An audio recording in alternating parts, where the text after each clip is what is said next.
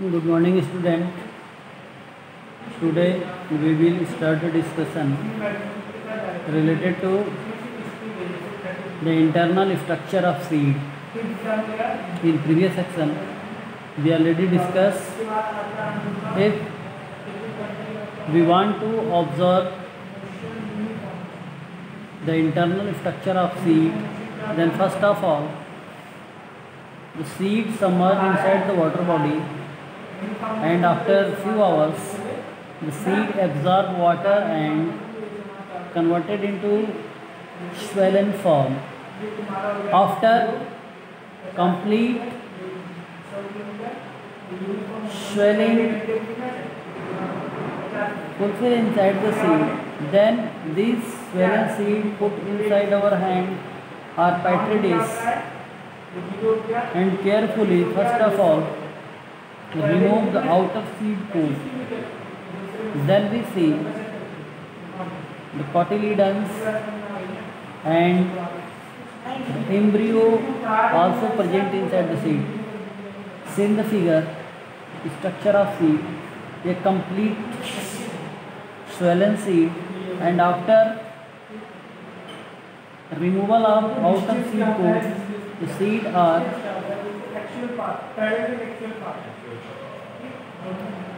completely seen in dicotyledonous form. Both the cotyledon are separate, and this is the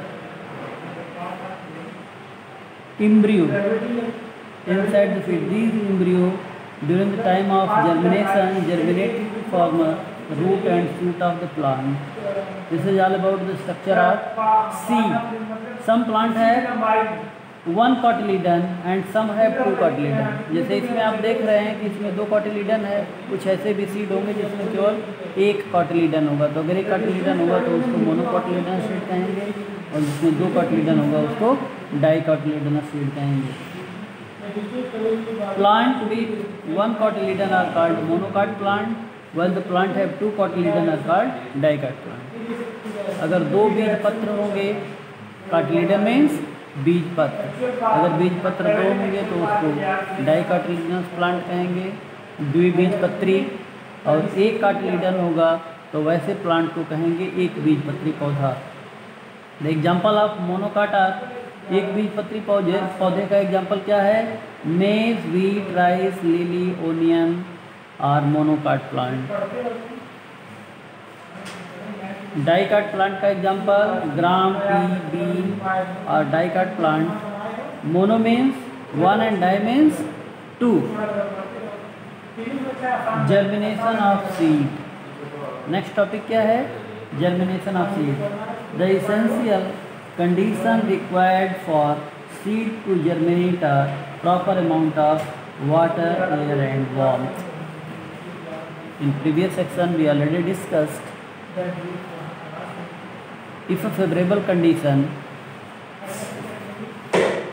are not available, then seed will not germinate.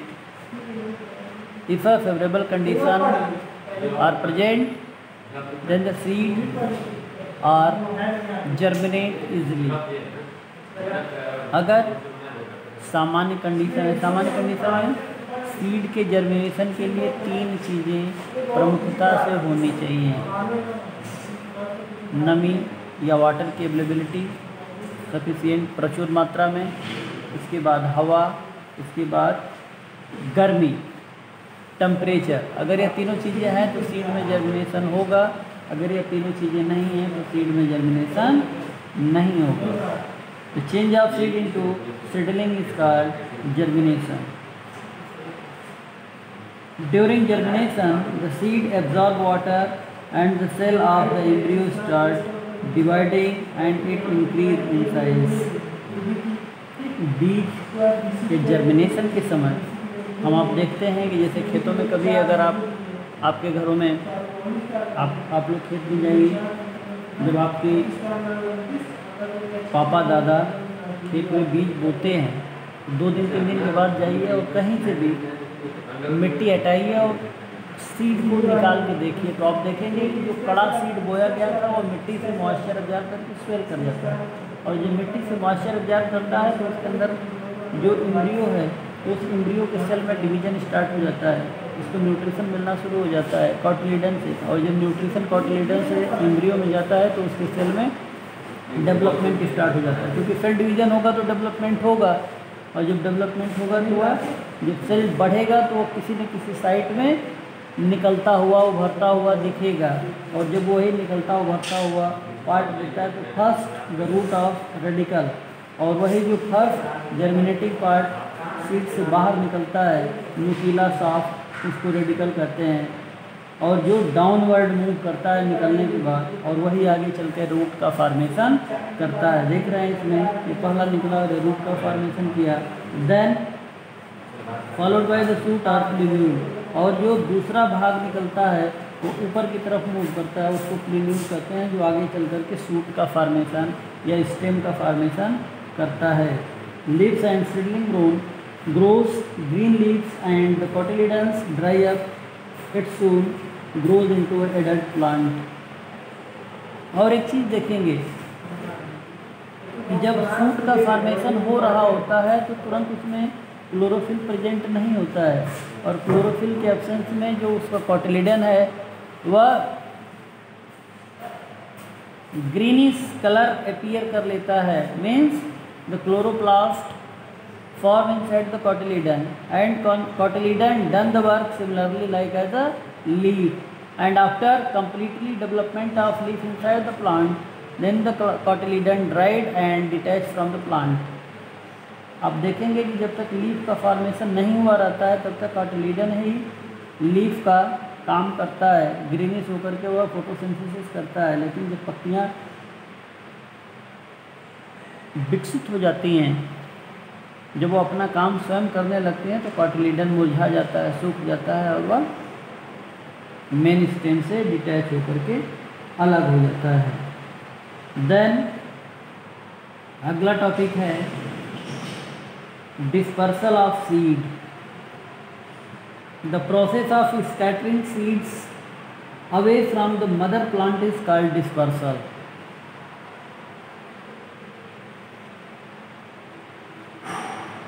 Means जब किसी पौधे पर बनने वाला बीज maturity के बाद जब वो अपने मेन प्लांट से इधर उधर बिखर जाता है किसी न किसी माध्यम से, तो उसे डिस्पर्सल या बिखराव कहते हैं, और वह दूर जा कर के एक नया पौधा बनाने का काम करता है। और सीड का डिस्पर्सल कई तरीके से होता है। Dispersal is necessary for the better growth of a plant. और दूसरी चीज़ ये है कि प्लांट के बेहतरीन ग्रोथ के लिए डिस्पर्सल ज़रूरी है, क्योंकि एक ही जगह बहुत सारा सीड रख देंगे तो जर्मिनेशन तो होगा, लेकिन अगर बहुत ज़्यादा पौधे एक ही जगह होंगे तो न्यूट्रिएंट उनको सफिशिएंट अमाउंट में नहीं मिलेगा, नहीं उनकी प्रॉपर ग्रोथ हो पाएगी, नहीं प्रॉपर उनका डेवलपमेंट हो पाएगा। If all the seed fall near the mother plant and start germinating there, they would not get enough light, water and space to grow। और उसी पौधे के नीचे अगर बीज गिर जाएं इकट्ठे और उसमें जर्मिनेशन हो भी तो उसको सफिशिएंट अमाउंट में लाइट न्यूट्रिएंट नहीं मिल पाएंगे, जिससे उनकी प्रॉपर ग्रोथ नहीं होगी। The process of dispersal is carried out by animal, bird, water and wind।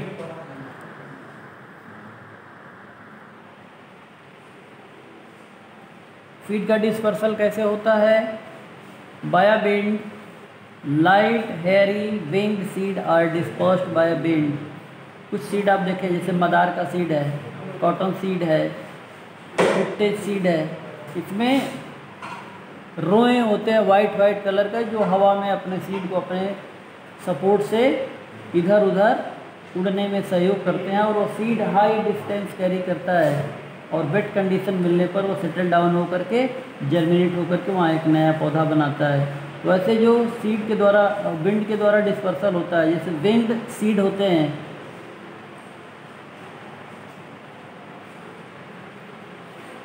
आइबेरिस अमारा का हिंदी में कहते हैं चिलबिल। चिलबिल का सीड जो है विंग्ड होता है, जो हवा के सहारे बहुत दूर तक उड़ करके जाता है और सेटल डाउन होता है वेट कंडीशन में और एक नया चिलबिल का पौधा बनाता है। The dispersal of seed by water, plant that grow along river, seesaws disperse their seed through water current. The best example of the dispersal of seed by water are coconut and lotus seed.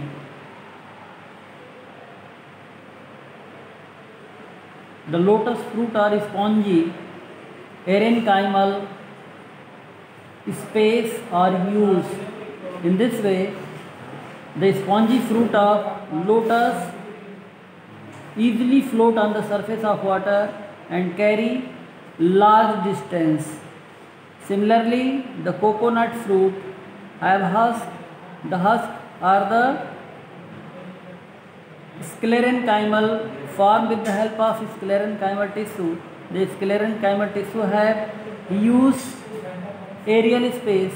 In this way, they support the float the coconut seed and attain a high distance, large distance, and after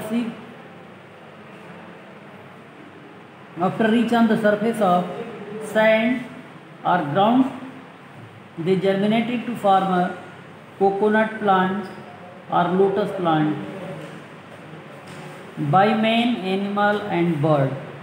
The dispersal of seed by man, animals and birds.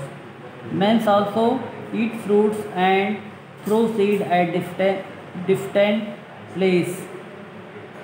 जैसे हम लोग हैं, कुछ भी खाते हैं, खा के कहीं भी किसी भी स्थान पर सीड को फेंक देते हैं। तो जब फेंकेंगे तो जर्मिनेट होकर के एक नया पौधा बनाएगा। Some seed are not digested by the animals or birds. The undigested seed are thrown away in animals or birds waste. और कुछ चीज़ों को आप देखते हैं कि जैसे बहुत तमाम तरीके के बर्ड्स हैं जो फ्रूट ईटर होते हैं, फ्रूट तो खाते हैं लेकिन उसका सीड भी उसके साथ खा जाते हैं। और सीड जब डाइजेस्ट नहीं होता है तो अनडाइजेस्टेड सीड को जब वो पील ऑफ करते हैं तो जहाँ वो अपना एक्सक्रीटा या वेस्ट छोड़ते हैं उसमें मौजूद सीड जो है आसानी से जर्मिनेट होकर के एक नया पौधा बना देता है। By explosion, fruit dried break open, thus the seed pop out, the get scattered. This is commonly seen in pea, beans and balsam. कुछ प्लांट में सीड जो है डेहिसेंट फ्रूट के नाम से जाने जाते हैं और फ्रूट जो है मैच्योरिटी के बाद फटते हैं और चिटकने के साथ उसका सीड जो है इधर उधर डिस्पर्स हो जाता है. This is all about the function of the dispersal of seed. In next section we again start the discussion other way of growing plants. Thank you for watching video.